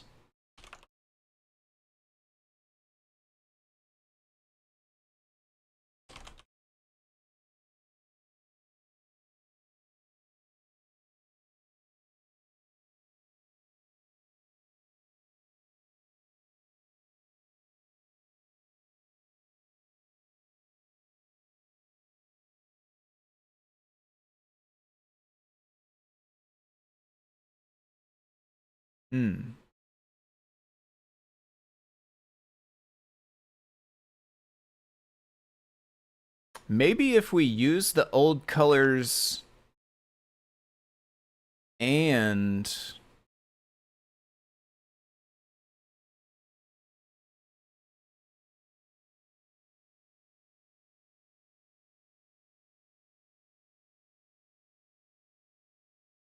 okay, maybe if we use the old colors and we use the 565, well, we use the old colors, which is the 565 ones, and we also set the color converter to 565.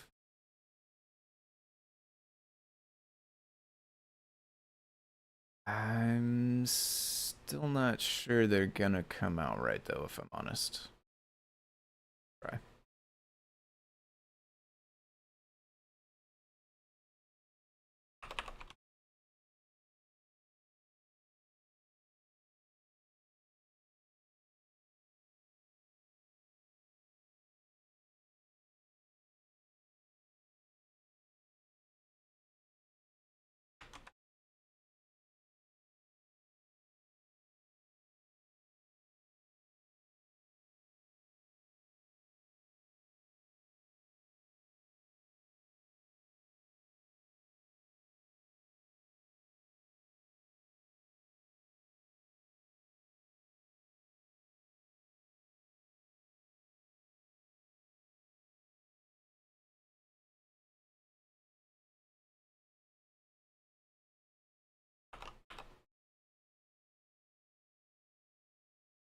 restricted arguments.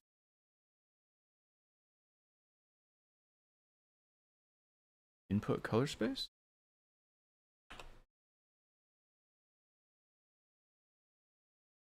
Okay. So that should be converting, but yeah, and then in this case it's converting from 565 to 565, so it should be just pass through, don't actually convert. Okay, that looks better. I think that might actually be correct. That might actually be correct.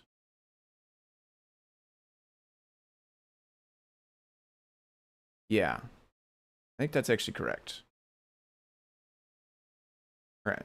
I was pessimistic. Turns out we can do it. Okay, but we do have the problem of the bars can't go down right now. As I turn this, we can make the bars go up, but we cannot make the bars go down. Also, I'm not convinced that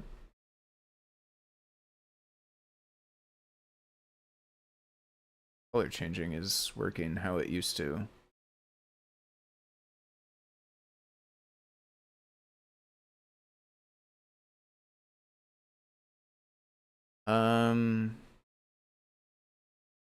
Okay, so we have this time.sleep actually, which is gonna wreck the color changing, I think. We don't want to do that.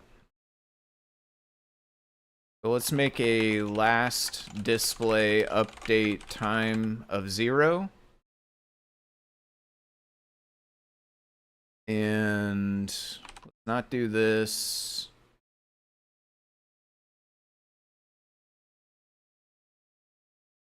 And then down here, let's go.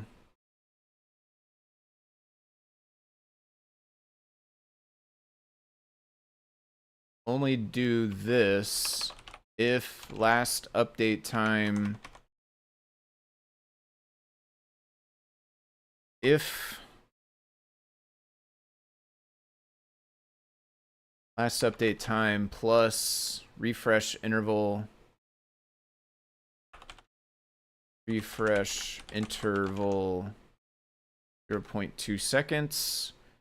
So if the last time we updated plus the interval is greater than the current time, that's also in seconds. Now, if it's less than the current time, then that means it's time to refresh again, which means we want to do all of this stuff. And we also want to always update the last time to now. And then I think that should make it so that the display graphs only update 5 times a second, but the rotary encoder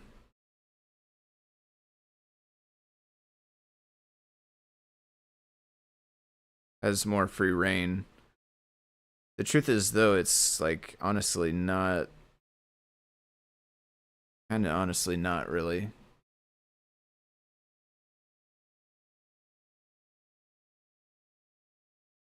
I wonder, let's turn these prints off. We don't really need all of these.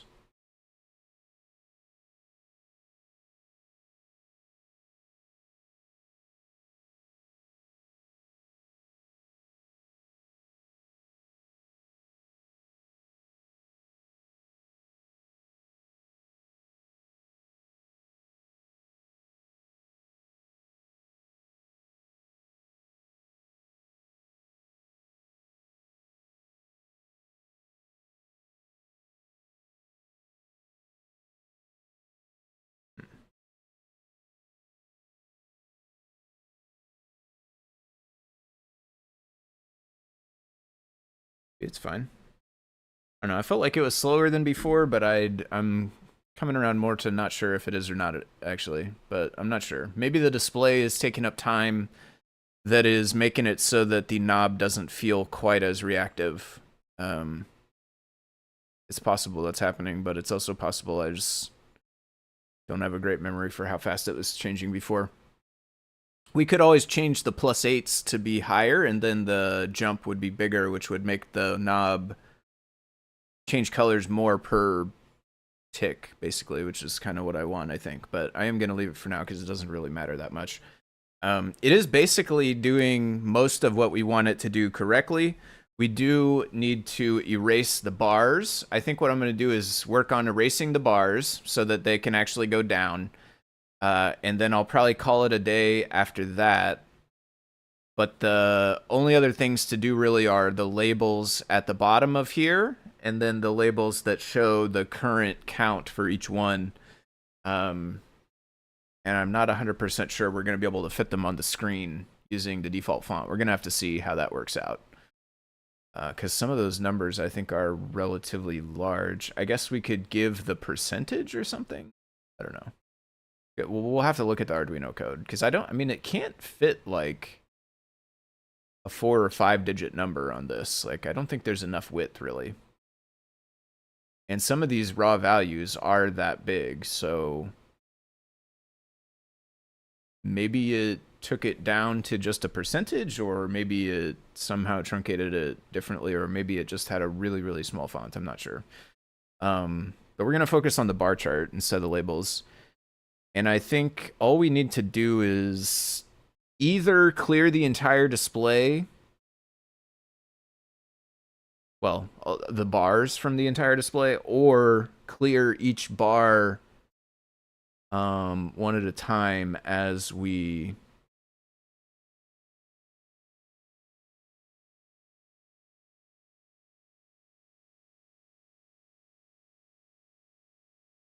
draw them.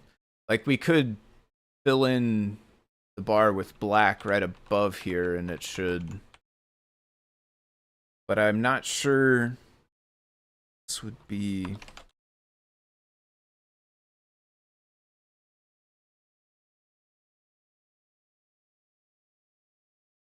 full bar height, or if we had the old height it would help.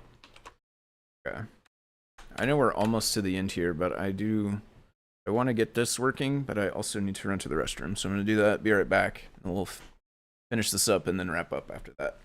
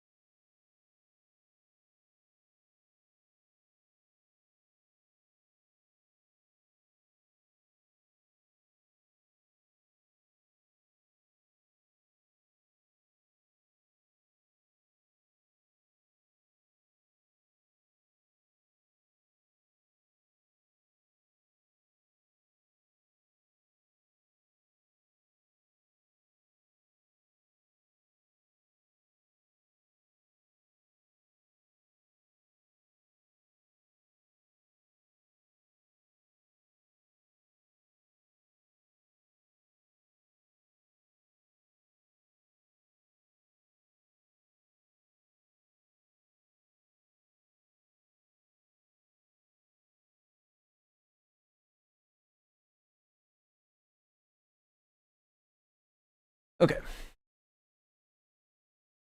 Back. Thanks for bearing with me. Do this black, I think. One thing we could do that might make the knob seem snappier is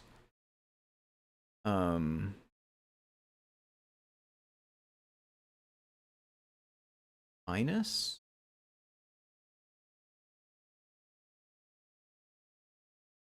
It's the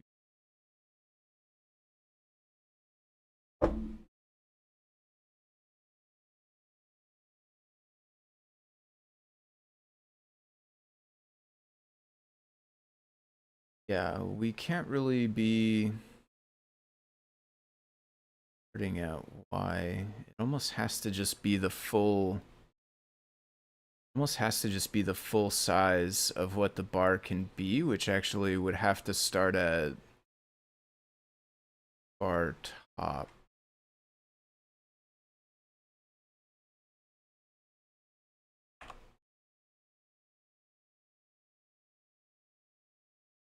In fact, here we could just use bar bottom.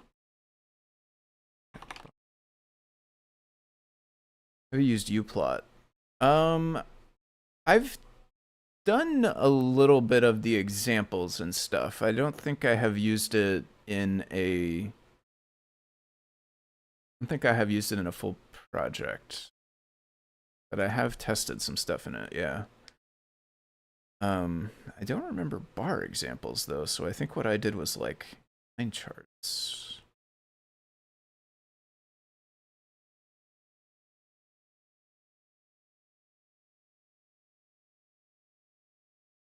Interesting.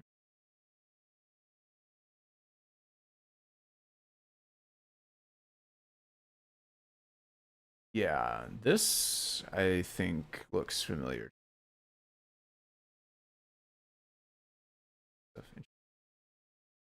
I've not messed with it too much. I think I've just done basic line plots with it.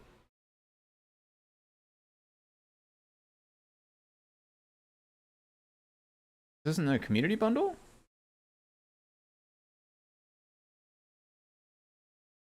Yeah. De Posada.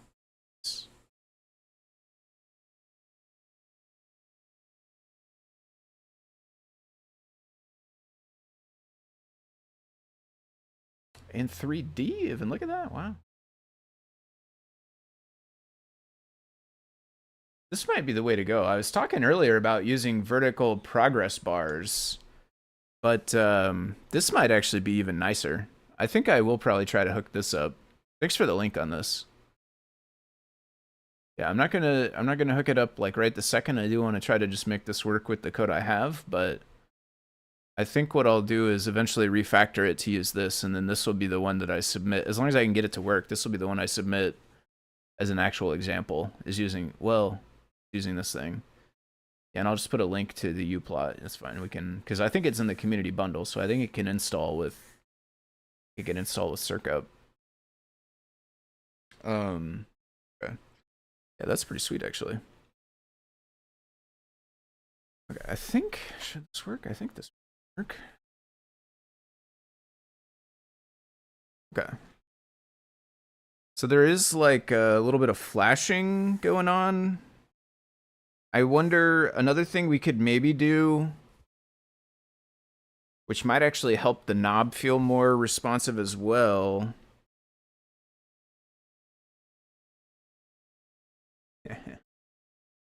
That's actually super cool. I don't know why it's so satisfying to be able to just turn the knob and see the colors change and see all the bars. But that's actually really satisfying to be able to just turn and watch it do that. That's so cool.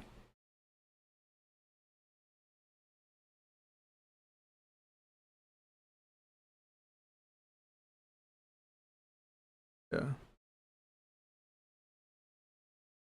You can even see like individual chunks. That's super cool. Okay. One thing that might make both the response, and actually the responsiveness of the knob felt good there.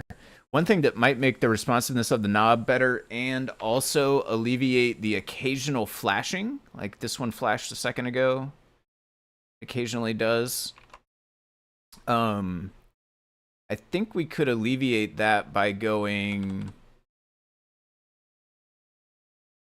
display.auto refresh false.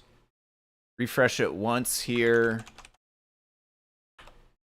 and then refresh it each time we actually do update the bar chart, which is in the refresh interval here.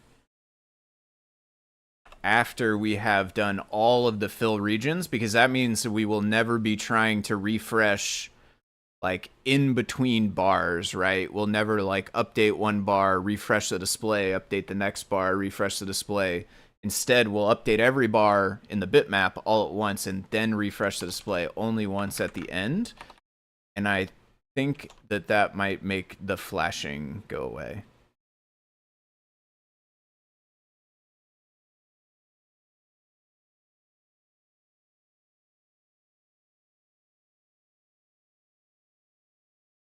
And I dare say it does sort of make it feel a tad more responsive as well, too, because it's not Basically, we're not pausing, we're not waiting on the display to refresh as much.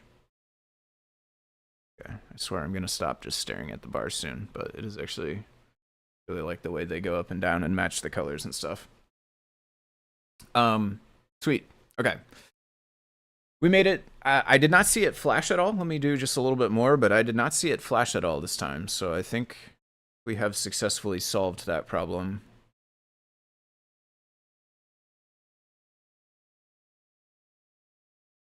And I will say the center of the display here is a little washed out. Wonder if scoot the lights back a little bit. I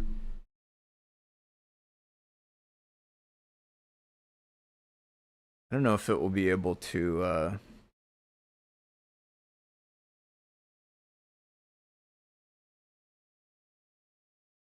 I don't know if it will be able to focus really.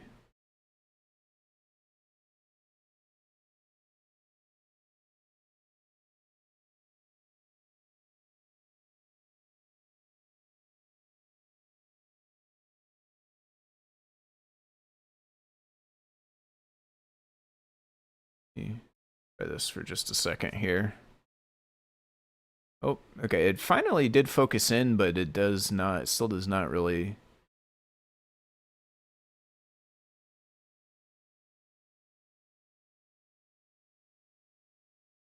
Doesn't really help that much either. I mean, maybe a little bit, but like, still, we're the yellows and the greens are all washed out. Basically, I swear, like in person, it looks to the naked eye a bit better. On those center bars there, they actually have colors that aren't just blinding white, but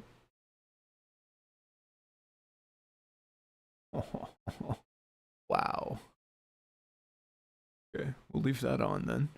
Yeah, I don't know how to dial it in better right now, but the in person it actually looks like colors of the rainbow, so it's like kind of violet, blue, a little bit different shade of blue, a little bit lighter shade of blue, and then into like lime green, a little bit darker green, yellow, orange, a little bit sort of like ketchupy red orange type thing, a darker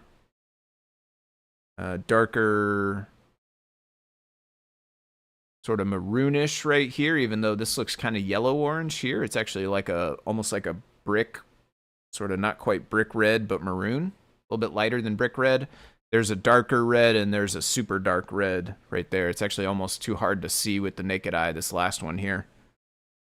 It's so close to black, but the camera picks it up a bit better than the naked eye on that last one. So I'll have to figure out a way to capture a better picture of it, but we made it to where I was hoping to get, which is this functional with the graphs, which is super sweet. So I am going to head out for now, I think. Thank you to everyone who watched along. Thanks for all the folks in the chat. Thanks to Some Nice for the links to that uplot. I think I will, like I said, I think I'll refactor this to use microplot, so that'll be cool. I will be back on Tuesday in the new time slot over on the Adafruit channel. That's 10 a.m. Central Time on Tuesdays, 10 a.m. Central, 11 a.m. Eastern, 8 a.m. Pacific. Tuesday morning over on the Adafruit channel, I'll be there. I should be back also next Saturday, as far as I know, here on my channel at the normal time, also 10 a.m. Central Time. Easy to remember. It's the same time, just different day, Saturday. Yeah, have a great day. Hope everyone has a good weekend, all that stuff, and I will see you all next time. Thanks for watching.